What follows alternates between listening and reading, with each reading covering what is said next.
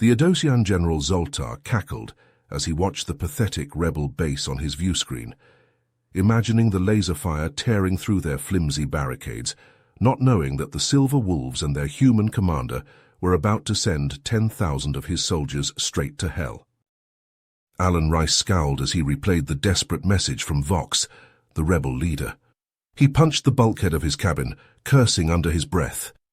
The Adosian Empire had pushed the rebels to the brink. Vox pleaded for help, his voice shaking. Without the Silver Wolves, the rebel cause would be crushed within a day. Alan's company was the best in the galaxy, but 200 mercenaries against 10,000 Imperial troops? Fucking suicide. His men would be outnumbered 50 to 1. But he owed Vox. They had fought together years ago, watching each other's backs. Alan always repaid his debts.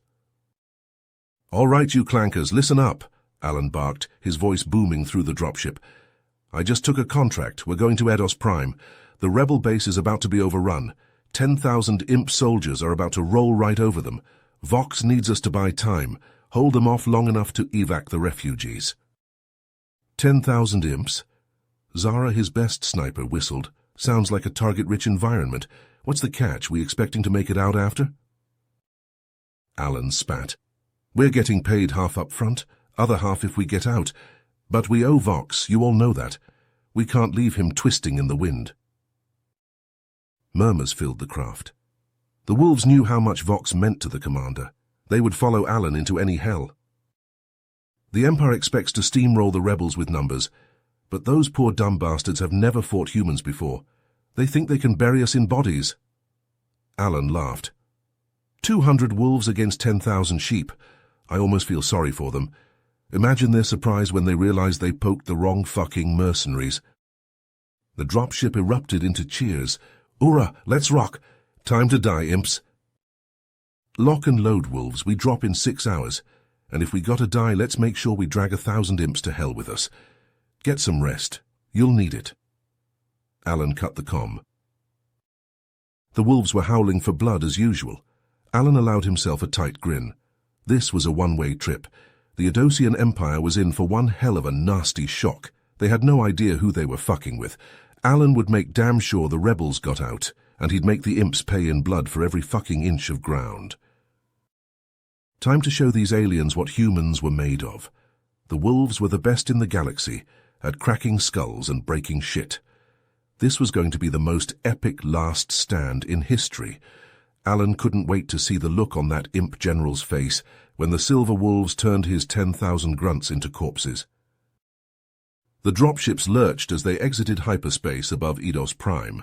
Alan jabbed the comms. "Vox, you there? We need to coordinate our attack. What's your status?" "Thank the stars you're here, Alan." Vox's voice crackled over the link. "We're holed up in an old bunker complex in the Khazra Mountains, tunnels and turrets carved right into the rock. But the imps are massing on the Scarin Plateau, 15 clicks northeast, only one way in from there, through the Khazra Pass." Alan pulled up a holomap of the terrain, eyes narrowed. The pass was a deep ravine, with steep cliffs rising up on either side, the perfect spot for an ambush. "Here's the plan. We turn that pass into a meat grinder, rig it with mines, charges, auto turrets, the works, then we hit them from the sides." He turned to his techs. "Marks Jaya, get the Hellhounds fitted with jump jets. I want them scaling those cliff walls."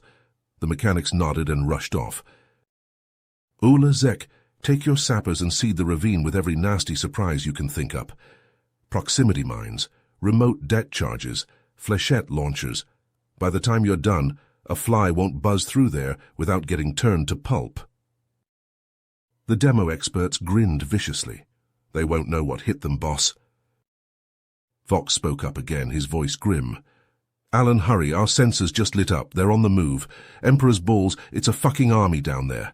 Tanks, arty, has to be over 10,000 ground pounders, and they're all headed straight for the pass. Fast." Alan flashed a predator's smile. "Good, right where we want them." The dropships dove into the atmosphere, stealth systems masking their approach. As they streaked over the arid landscape, the rebels patched them into the Imperial comms chatter. "Multiple contacts on the scope, General," a crisp Adosian voice reported. Two small signatures dropship class descending towards the Khazra region. A deep, cruel laugh echoed over the channel. General Zoltar. Two puny dropships? So this is the mighty reinforcement the rebels called in? I expected an armada, not a pair of scrap heaps. Raucous jeering filled the link, the Adosian soldiers mocking the incoming ships. Should we divert to intercept them, General? Ignore them, Zoltar scoffed. Two dropships against the might of the Empire? You could at least try to waste our time. We have a rebel stronghold to crush. Let the pickets swat those annoying flies. Alan chuckled darkly as he muted the comm. Two dropships full of wolves, you mean? And you slugs just walked right into the den. The valley shook as the silver wolves sprung their trap. The Adosian tanks and artillery crawled into the pass, not suspecting the firestorm that was about to rain down on their heads. Suddenly, the roar of rockets and plasma fire split the air. The Merc dropships swept down from the sky, disgorging assault vehicles along the valley ridgeline. Jump jets flared as the hellhounds bounded up the cliffs, their heavy cannons already belching death. Explosions ripped through the Adosian formation as the rockets found their marks. Tanks erupted into pillars of fire, shattered hulls pinwheeling through the air. Gouts of dirt and shrapnel geysered up from the plasma impacts, turning artillery pieces into molten slag. The imps scattered, shouting in panic, all discipline gone. That was when the mines triggered. The valley floor bucked and heaved as a carpet of explosions rolled across it. Adosian soldiers vanished in clouds of pulverized rock and flame.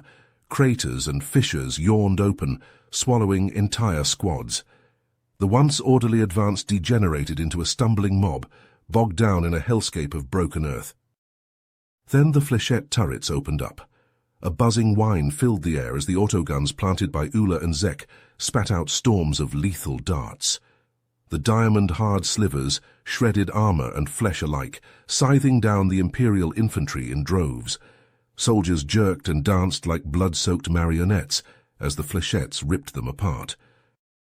"Forward, you dogs!" General Zoltar bellowed from his command tank, trying to rally his troops. "I want the shock corps on that ridge now." His elite power armor troopers surged ahead, jump jets flaring as they tried to gain a foothold on the cliffs. But Alan had planned for this. "Zara, you're up," he barked into the comm. "Hit those shiny bastards!" "With pleasure, boss." The sniper purred. Perched on an outcrop high above, her rifle cracked again and again, sending hyper-velocity slugs straight through Adosian faceplates.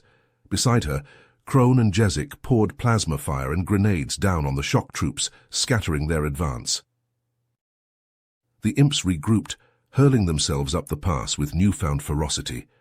Tanks and soldiers clambered over the piled corpses of their comrades, heedless of the merciless kill zone. The wolves poured it on, holding the high ground, turning the enemy's numbers against them. The valley had become a roaring pit of death, an alien Thermopylae. "Moxjaya with me!" Alan vaulted into a hellhound, the jump-capable vehicle purring to life. "Let's go give those imps a kick in the ass." The trio of assault craft blazed over the ridgeline and dropped into the enemy's rear echelons. Autocannon roaring, they shredded supply trucks, ammo carriers and fuel tankers. Secondaries blossomed behind the imp lines as the saboteurs crippled their logistics. In the rebel bunker, Vox watched the carnage unfold on the monitors, his mandibles agape. The silver wolves were like nothing he had ever seen. They fought with a savage skill and fury that defied belief. "I knew the Terrans were fierce warriors," he murmured, "but this is incredible. They fight like demons." And still the Adosians came on, a relentless tide of fanatic hatred, scrambling over the corpses of the fallen. Zoltar drove them on, caring nothing for the lives he spent. The pass had become an abattoir, but the imps would not break. Sheer numbers were forcing the mercs back, in danger of being overwhelmed. Alan gritted his teeth as he saw more enemy tanks grinding forward. They couldn't fall back, not yet. They had to buy the rebels a little more time. "Wolves!" he roared over the comm. "Hold the damn line!" Plasma bolts and tracer rounds crisscrossed the ravine as the battle raged into its sixth, grueling hour. Alan ducked behind the gutted hull of an Adosian tank, fumbling to reload his rifle with hands slick with sweat and grime. His ammo counter blinked an angry red. 03. 3 mags left. All around him, the wolves were running dry, scavenging energy cells and grenades from fallen foes. They fought with the ferocity of cornered beasts, but Alan knew they were on borrowed time. "Moxjaya, tell me you've got something." He barked into his comm over the din of battle. "We're working on it, boss," Mox shouted back, his voice nearly drowned out by the whine of power tools. "Trying to rig an EMP burst from the dropship cores. If we can juice it enough, might fry the imp's circuits, even the odds a bit." Alan spat a glob of blood-tinged phlegm. "Well, hurry the hell up, or there won't be any of us left." A thunderous boom shook the valley as an Edosian artillery shell struck one of the wolf positions in a geyser of pulverized stone. Screams of agony crackled over the comm, abruptly silenced. "Shit! They've breached the eastern barricade," Zara yelled. "We can't hold them." Alan's gut clenched. This was it. The Edosians had broken through. He keyed his comm to all channels. "Wolves, fall back to the secondary positions. We need to buy the engineers more." A hail of plasma fire cut him off as a massive shape smashed through the rubble.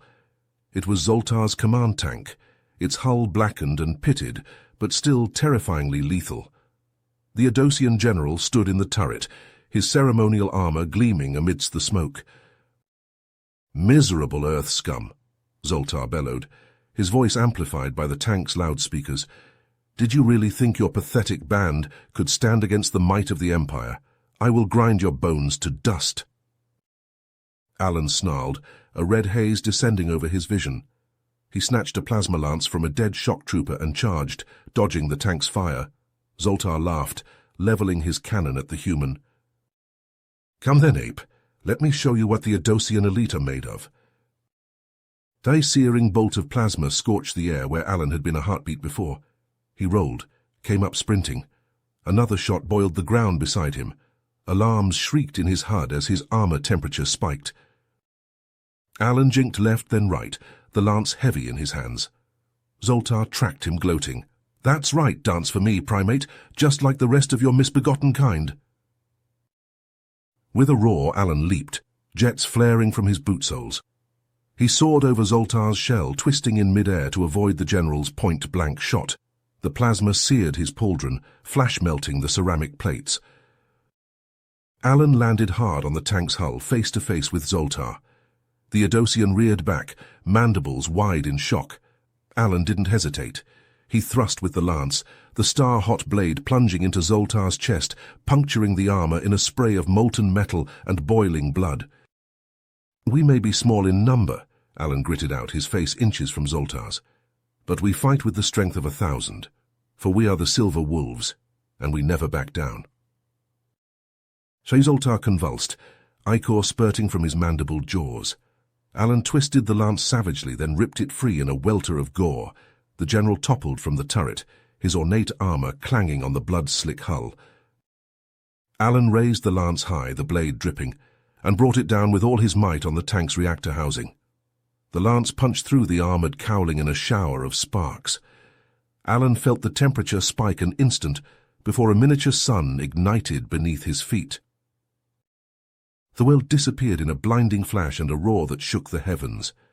The shockwave hurled Alan back, his armor screaming with damage alerts. He crashed to the ground in a clatter of tortured servos, every bone in his body ringing like a struck gong. Dazed, deafened, he struggled to his feet, the valley spinning crazily around him. The command tank was gone, reduced to a towering pillar of greasy flame. Zoltar's blackened corpse lay sprawled in the debris, still twitching. Alan staggered, his armor shedding pieces like leaves in a storm. He raised a trembling fist and keyed his comm. "Now," he roared, his voice raw and bloody. "Do it now!" On the cliffs above, Mox and Jaya threw the makeshift switches, the dropship cores pulsing with barely contained energy. A teeth-rattling whine built, growing louder and louder until it drowned out even the sounds of battle. With a deafening crack, an invisible wave of force exploded outward, washing over the valley like the hand of an angry god. The EMP burst caught the Adosians in a crackling web of lightning, shorting out weapons, sensors, and armor systems. Soldiers jerked and thrashed as their neural interfaces overloaded, the delicate circuitry in their heads frying like moths in a bug zapper. Tanks and artillery shuddered to a halt, belching smoke from every vent. In an instant, the implacable Adosian advance had become a milling mob of confusion and panic. The rebels saw their chance. With a throaty battle cry, Vox led his troops boiling out of the bunker tunnels, falling on the hapless invaders in a frenzy of close-quarter savagery. Alan limped forward to join the fray, scooping up a discarded rifle. All around him, the Silver Wolves surged to meet him, bloodied, battered, but still hungry for payback. Blood and smoke choked the air as the Silver Wolves staggered through the wreckage of the Khazra Pass. Medics rushed to aid the wounded, rebels and mercenaries alike, while grim-faced soldiers hauled broken bodies from the rubble. Alan limped heavily, his armor blackened and warped. Pain lanced through him with every step, the skin beneath his suit raw and blistered from plasma burns. But he gritted his teeth and pushed on, determined to see to his people. All around, the wolves took stock of their losses. Zara cradled a broken arm, her sniper rifle slung across her back. Mox and Jaya sat slumped against a shattered tank, their faces smeared with grime and exhaustion. Of Ula's demo team, only Zek remained, his eyes haunted. Over half the company lay dead or maimed, their dropships blasted ruins. The smell of burnt meat and bubbling blood hung thick in the air. A ragged cheer went up from the rebels as Vox emerged from the bunker, his armor dented but intact. Alan turned to greet him, masking a wince as his seared flesh pulled. "Vox, you crazy bastard," he said, clasping the rebel's hand. "Thought you bought it for sure when those imps broke through." Vox shook his head, mandibles clicking. "Takes more than a few slugs to put me down. Your wolves held the line. Gave us the chance we needed." His voice was heavy with grief and gratitude. "Couldn't have done it without your techs jamming their comms and sensors at just the right moment." Alan looked out over the devastation, feeling every loss like a knife to the gut. "Hell of a thing." Vox nodded somberly. "A victory, but a costly one." He met Alan's gaze, his compound eyes unreadable. "I just received word from our spies. The Adosian Emperor has declared total war on the rebellion." Alan spat a glob of bloody phlegm. "Big surprise. Bet that bastard's pissed we smashed his fancy army." "More than pissed," Vox's voice was grim. "He's called in the Grand Armada, every ship, every soldier. They're gathering in the Zephyr system as we speak, and their target is here." Her cold dread settled in Alan's stomach. The Grand Armada, the most feared military force in the sector, thousands of warships, millions of troops, all fanatically loyal to the Emperor. Against that, what chance did a handful of battered rebels and broken mercenaries have? Vox must have seen the look on his face. He leaned in close, speaking softly. "Alan, you've done more than we could have ever hoped for, but this is beyond even the Silver Wolves. Let us evacuate you and your troops, get you out before the hammer falls." For a long moment Alan was tempted. His wolves had bled and died for the rebellion, given everything. Hadn't they sacrificed enough? But then he thought of the Adosian civilians huddled in the bunkers below, the ones Vox and his rebels fought to protect. If the wolves ran now, those people would be slaughtered like animals when the Empire came. And that was something Alan could never allow. He met Vox's gaze, his jaw set. "We're not going anywhere, Vox. The Silver Wolves never run from a fight." Vox chittered in distress. "Alan, be reasonable. You said it yourself, your company is in ruins. What can you possibly hope to do against the full might of the Empire?" Alan looked out over his battered warriors, seeing the steel in their eyes, the defiance in their stances. "What we always do," he growled. "Stand in the way of tyranny. Fight for those who can't fight for themselves." He raised his voice, letting it carry to every wolf and rebel. "The Empire is coming, and they're bringing hell with them. They think they're going to crush the rebellion, wipe the Adosians from the face of the galaxy. But they forgot one thing. The Silver Wolves stand between them and their goal." A rumble of agreement rose from the assembled soldiers, humans and aliens alike. Alan felt a savage grin tug at his mouth. We held the Khazra Pass against 10,000 imps. We can damn well hold this valley against 100,000 more, so let them come. Let them see what it means to face the fangs of the wolves. Howls and war cries echoed from the cliffs, the sound of warriors ready to fight to the last. Alan turned to his lieutenants, already calculating. Zek, Jaya, find whatever scrap metal and rubble you can. Slag that imp armor into barricades and foxholes. The two techs nodded and moved out, calling for volunteers. Alan gestured to Zara and Krone. Scout the valley. Find every place a sniper can perch, every spot we can lay traps. We'll bleed the imps for every rock and stone. He looked to Vox. Get your people dug in deep. We need to hold the high ground, channel the bastards into kill zones. Scrape together whatever food, water and ammo you can. As the rebels rushed to work, Alan limped to the edge of the cliff, staring up at the sky. He knew what was coming. The full fury of an empire, bent on grinding them to dust beneath its boot. Every instinct screamed at him to run, to cut his losses and live to fight another day. But he was a silver wolf. He'd sworn an oath to stand as a shield for the weak, a sword against the unjust, and he would keep that oath even if it killed him. Alan raised a fist to the heavens, the scorched ceramic of his armor still warm against his skin. "Hear me, you Edosian dogs," he roared into the wind. "The silver wolves know you're coming, and we're ready, so come on then, you bastards. Come and die on our claws." As if in answer, the sky above shimmered and warped. A vast armada of ships dropped out of hyperspace, the Emperor's Leviathans, each one bristling with enough firepower to glass a continent. The Empire had arrived, and the wolves were waiting for them.